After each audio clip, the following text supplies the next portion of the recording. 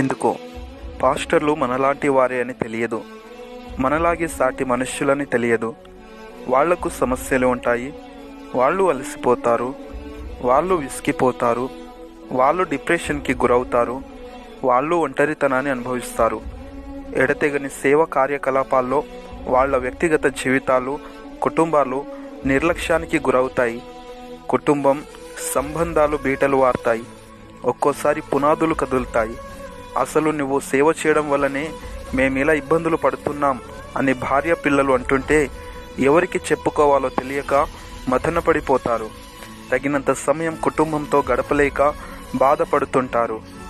సంఘస్థుల విమర్శలు, ఇతర సంఘాల నుంచి వచ్చే వ్యతిరేకతలు, సమాజంలో నుంచి వచ్చే బెదిరింపులు, కుటుంబంలో నుండి వచ్చే ఆర్థిక ఇబ్బందులు, దేహంలో నుండి వచ్చే అనారోగ్య సమస్యలు, బంధువుల నుండి వచ్చే చీదరింపులు, పొరుగువారి నుండి వచ్చే తిరస్కరణలు, మతోన్మాదుల నుండి వచ్చే దూషణలు, విరోధుల నుండి వచ్చే హింసలు, ఇలా ఒకటా రెండా దూర ప్రయాణాలు, సమయ అసమానతల వల్ల ఆరోగ్యం క్షీణించడం.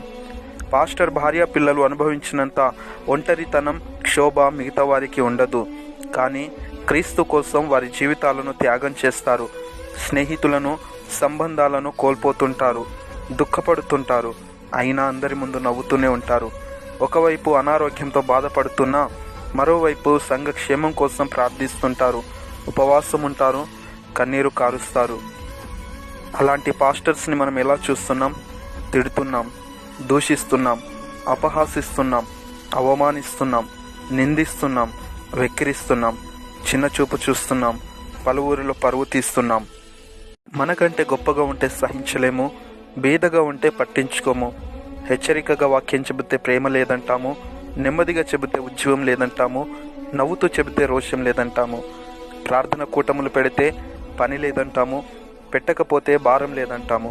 దశమ భాగం గురించి చెబితే డబ్బు పిచ్చోడు అంటాము, మనకేం పెట్టకపోతే పీషనరీ అంటాము. గృహ దర్శనం చేస్తే వచ్చాడ్రా బాబు అనుకుంటాము. ఇంటికి రాకపోతే మాలాంటి వారి ఇంటికి ఎందుకు వస్తాడులే అని ప్రచారం చేస్తాం. సంఘంలో ఒక స్థానం ఇస్తే నిర్లక్ష్యం చేస్తాం, ఇవ్వకపోతే మందిరం మానేస్తాం, తప్పులు వెతుకుతాం, దుష్ప్రచారం చేస్తాం.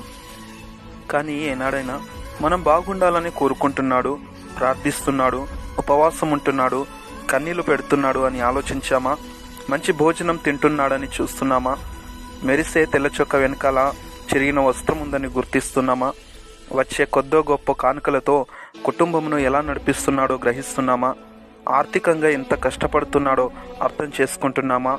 అనారోగ్యంతో ఎంతో క్షీణించిపోతున్నాడో పట్టించుకుంటున్నామా? బాధలో ఉంటే పలకరిస్తున్నామా? దుఃఖంలో ఉంటే ఓదారుస్తున్నామా? కానీ మనం మాత్రం ప్రభువు కొరకై సేవకుడు పడే ప్రయాసంలో ఇంకా భారంగానే ఉంటాము. సంఘాలు మారుస్తాం, పక్కనే సంఘం పెట్టి విశ్వాసులను లాక్కుంటాం. సేవకుడి బలహీనతలు చూస్తాం, అతని కుటుంబంలో లోపాలు వెతుకుతాం. ఎందుకో పాస్టర్లు మనలాంటి వారి అని మర్చిపోతాం. వారిపైన జోకులు వేస్తాం, కార్టూన్లు గీస్తాం, మీమ్స్ రాస్తాం, రోస్టింగ్ చేస్తాం. స్పందిస్తే సహనం లేదంటాం, ఊరుకుంటే తప్పు ఉందంటాము. అతని వల్లే నవ్వుతాం, అతన్ని ఏడిపిస్తాం, అతని వల్లే బాగుపడతాం, అతని నాశనంను కోరుకుంటాం. అయినా పాస్టర్ కూడా మనలాంటి వాడే అని మర్చిపోతాం.